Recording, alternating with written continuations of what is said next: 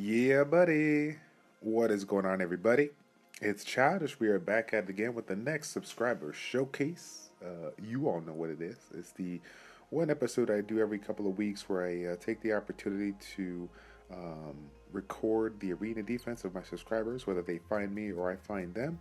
They will shoot me an email at childish402@gmail.com with the subject line subscriber showcase so I can hopefully get an opportunity to record them before it goes off on my revenge list. But yeah, we generally take a look at their team and talk about the pros and cons and hopefully help them to improve that as well as anybody that runs a similar comp. For those of you guys that are watching, thank you for your support. I appreciate it. Okay, so this was going to be a special one for me, guys. This is actually one that he did not find me. I found him, and I recognize his name. I watch. I'm not just a YouTuber, but I'm a subscriber to many YouTube channels out there. And I was watching another YouTuber, and I noticed this one come up on my recommendation list or whatnot. So I checked it out. He was him and his lady, True Story, doing their like a big summoning session with a couple legendary scrolls, light and dark scrolls, whatnot. So I had a good time watching it. It was cool. They have a very strong relationship, so it was very fun to watch, and it reminded me of my wife and I as well. So shout out to Koabosk and True Story. They do have a YouTube channel, guys. They are a little bit smaller channel. They do a variety of games, not just Summoner's War. They play some Seven Nights and so on and so forth. They play a couple of games out there. So, yeah, they are doing some of their war videos. So, and I think I have seen them do some account reviews, help people out and whatnot that are subscribed to the channel. So if you want to check that out, feel free to do so. It's going to be down at the YouTube description down below. Make sure to give them a like and subscribe to their channel. Show their support. Okay, here we go. Let's take a look at the team. We got ourselves leading the pack. We got ourselves Chiwu. We got ourselves Orion, Theo, and I think it was Chloe. I'm pretty sure it was Chloe. So let's go ahead and start out with the leader skill, the leader, so we can get right into it. We got a lot to discuss. First off, we're taking a look at more or less a hybrid build with an amazing amount of speed on him. He's going speed, attack, hit point here. Really nice. I like it. And then he got himself a wide variety of runes here that is going to be bringing him quite the amount of accuracy. Now, of course, this unit has a little bit of accuracy to it, but he definitely gets himself another 50%, which I think it's great. I know that the bread and butter of this skill right here has a 100% activation rate, but obviously 100% is a lot more reliable than any other skill that's only showing like a 50% whatnot. You guys know, right? But anything could happen. They can resist or whatnot, so it's always good to bring that accuracy with you, just to try to secure that buff removal. Because again, even though it does provide a little bit of heal on it, it's more so for the buff removal. And if you're ready to spare set, the ability to stun him, right after that, lock him down. So really nice skill, really nice really nice skill set. As far as runes go, everybody is all about the despair. I see some people use will. I see some people use revenge. I see some people use a broken set just to get him the speed, the hit points, and the accuracy that they want. So it just kind of depends on your style. Obviously, if your goal is to get that first turn or whatnot, will should not be that important if you have all of your units synced up or whatnot. They're just going to go one right after another. But if you know that you're not going to be the fastest, then running the will on this particular unit is going to be another option as well. But let's take a look here. So we got ourselves Orion. Okay, so Orion, we have ourselves Swift Will. Okay, we're sitting with what is that? Speed, attack, accuracy. So again, 77% accuracy. I think that was right, right in line with what he had for Chiwu, right? So that's a good amount of accuracy. And of course, with a skill like this, when you're really relying on getting that lockdown and getting some debuffs later and whatnot, I do like a high accuracy kind of thing. Obviously, if you can get the accuracy to the subsets versus sacrificing some survivability, some tankiness on the 6th slot with an accuracy rune, then by all means go ahead. But again, if you are setting up your team to get that first turn, then do what you got to do to get that first shot to make sure that that turn is reliable and gets the job done. So, Swift Will, yeah, all right, all right. I like it. I mean, obviously, I think I would treat this similar to Chloe. If your goal, if your intention is to get the first turn, which it generally is, right? Swift people, it's been highly recommended to use Swift in the arena and use Violent in the Guild Wars. I'm a big fan of Violent both ways, but I've been fortunate enough to get a reasonably decent amount of speed on it. When it comes to Swift, if I'm using it for like the AO purpose, then I do like it. But the arena defense, if you know you're gonna get that first turn, then I like it. But if you're in that like range of speed that at the stage you're at with the arena rag that you know it's kind of hard to be competitive, then I don't know what I would do as far as going about that Swift or whatnot, unless I had some absurd amount of speed. Now that being said, he's running the Swift well, and so what I want to make note on this, guys, is I would treat this like a Chloe in the sense that we all understand that Swift Will is kind of a optimal, or it's kind of a well known set for like a Chloe or whatnot. But um, if your goal, right, if your intention is to get that first turn, you really shouldn't be focused on trying to get well on this turn because essentially you are going to be the first one to go if you're setting up the way you want to. And of course, I mean, obviously, as you can see right here, guys, there's a really good chance that he is using Will on here because these are some of his stronger speed runes so that he can, improve the speed of this unit. But of course, I would say if he had himself a random broken fatal set, a fatal rune here that had accuracy and 22 speed, well, and then he had like a revenge rune here with whatever the stats and had 28 speed. Obviously I would go for that if it's gonna push him in that 275 280 range of speed. That's gonna be a really really strong unit. But again, keep in mind that when you're boosting the speed of your attack bar, usually you also have to focus on boosting the speed of your units that are going to be following behind it to make sure that they're still in tune, still in sync, because there's no point in speeding up your attack bar booster if you can't follow it up with your damage dealers, buffers, so on and so forth. Okay, so let's take a look. Next one up is Theo. So now let's just kind of take a look at that 242 speed, and I think about 76% of that is right around 166, 167. So as far as Theo goes, he's looking good. He kind of falls within the range of the Orion, so he's doing a good job. There, if I have that right. Let's see. We're going. I'm assuming speed, crit damage, attack. Yeah. Speed, crit damage, attack. A lot of speed, a lot of attack power. Actually, that's pretty good attack power overall. Generally, when I see people run speed on 2, the majority of them are getting anywhere from 1500 to 1700 attack power. So the fact that you're pushing over 1900, close to 2k is good. I love to see about 2k attack overall. For end game Theos when they're running speed on 2 or more.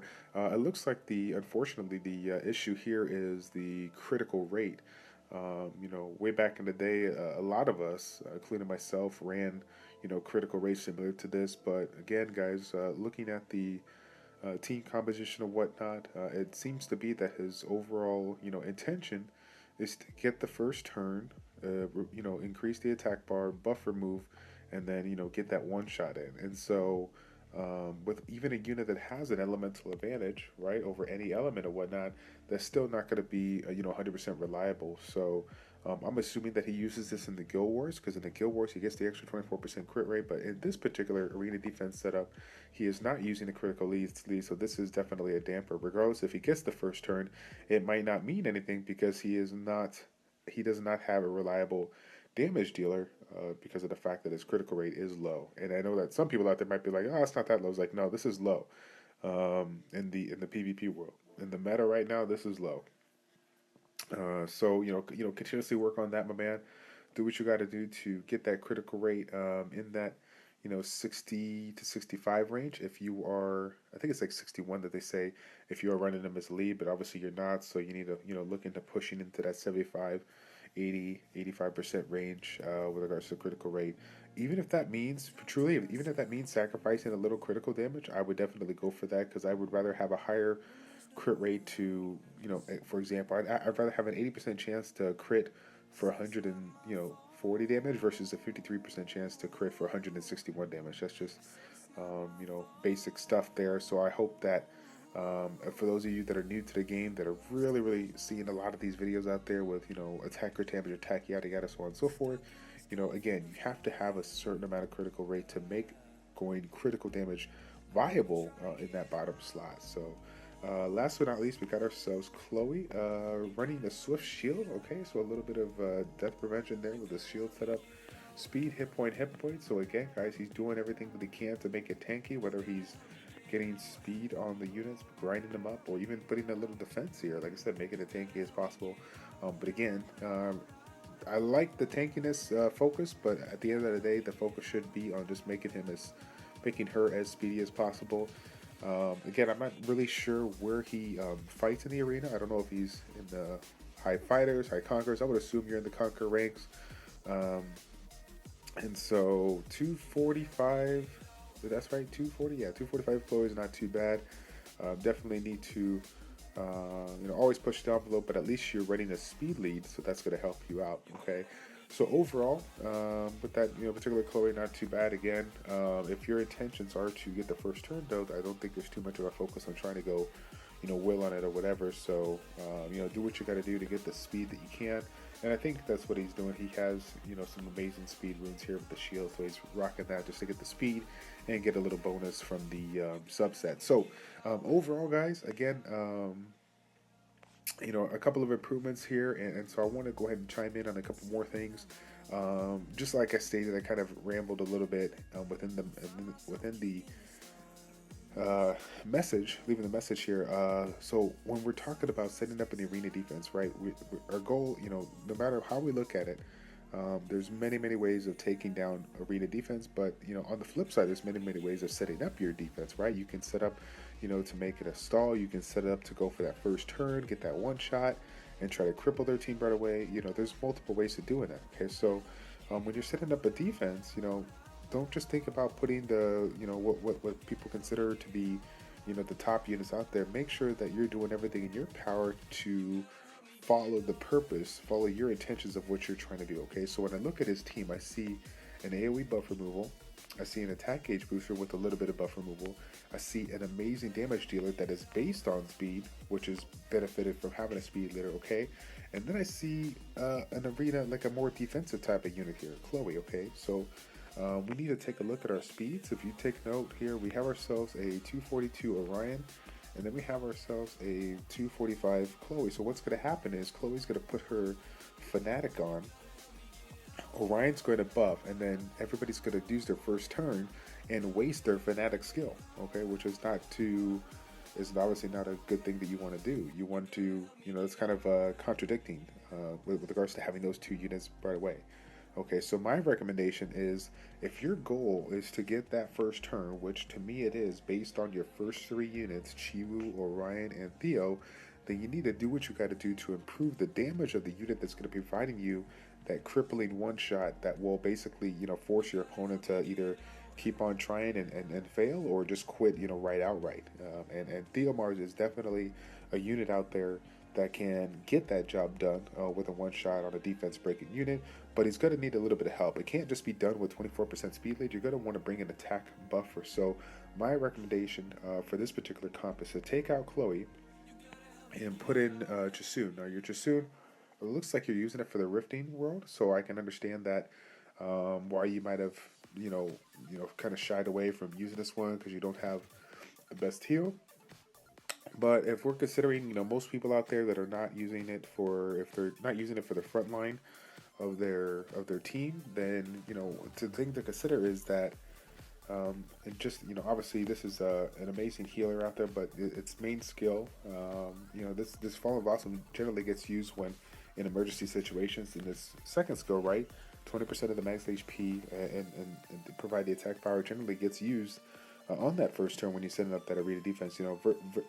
Generally the first and second skill, but obviously you have the chance of having the attack buff. So when we're talking about the attack buff from Chasun and the buff from, or the speed lead from Chiwu, you're going to be, hitting some really big numbers when it comes to Theomar. So taking a look at your current speed right here, um, 187 speed, you got yourself, well, 188 speed, and then 187 speed here. So actually, it's kind of crazy. You're right. You're literally right in line with where you want to be. You want her to be one speed over,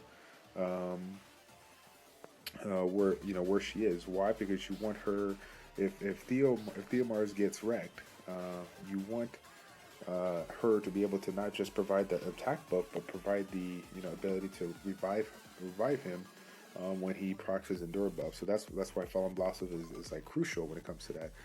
Some people will shy away from this because they're like, oh, you know what? Well, I'm running the defense rune for my rifting, so she doesn't have a bigger HP pool, and because of that, then I'm going to, I can't use it because I'm not going to be able to heal that much. Well, here's the thing, guys. When we're units like this shine when it comes to some of these comps, because when a unit brings a skill that heals allies of their HP versus the other opponent's HP, it gives you that flat HP heal that goes for all units. So when you're bringing units that are kind of hybrid format, or damage dealers or whatnot, they may only heal for 7k or 8k or 9k, but 9k is 60% of this person's pool. 9k is 75 to 80% of this person's pool. So consider the fact that even though you may not have the perfect setup and you might have to go an accuracy rune on one or a defense rune on the other, whatever, that lowers the HP pool of the unit, then that's okay, because Chisoon will still heal them with a relatively decent amount of hit points, because again, the hit points is the amount of heal is based on her HP, not the opponent's HP. So I'm a big fan of using Chisoon paired up with hybrid based units, mixing up the combination of HP and defense if you do it. I think my Orion is speed, defense, HP. I love it to death. So yeah, just definitely kick out the Chloe, put the Chisoon in, and then I think that was pretty much it. I can't think of anything else. Just again, guys, if you have a similar setup to there, just take note that it's all about looking at the speed, fine tuning it, and looking at the composition overall, figuring out what your intentions are. You making that aggressive style of team that's going to try to go for that first turn? If you're not, you're going to go for that stall team. But regardless of what you do, you don't want to combine two different types of those units that are classified in different segments in your composition, because again, you'll see some overlapping, and essentially some of the bread and butter skills that are used up in these compositions will get wasted.